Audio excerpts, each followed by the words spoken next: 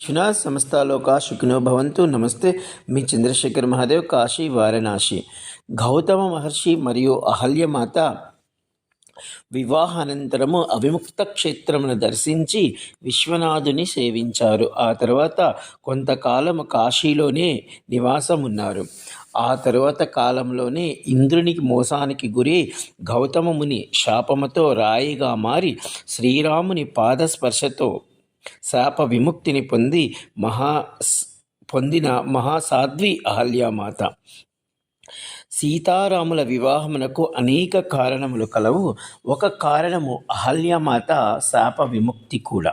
శ్రీరామచంద్రుడంతటి వాడు అహల్యమాతను పలు విధములుగా కొనియాడాడు. ఏ వికారము లేని, ఏ దోషము లేని పరమ ఉత్తమరాలు, స్వేచ్ఛకు త్రికరణ శుద్ధికి యోగ్యురాలైనటువంటిది ఈ అహల్యమాత అని శ్రీరాముడు పలికెను.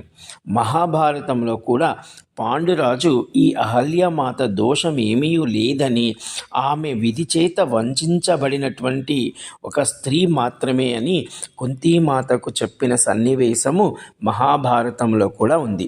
జై కాశీ విశ్వనాథ్. అటువంటి గౌతమ మహర్షి అహల్యమాత ప్రతిష్ఠించినటువంటి అహల్యేశ్వర్ మహాదేవ్ వద్ద విశేష పూజ. మనందరి నామ గోత్రములతో మీ చంద్రశేఖర్ మహాదేవ్.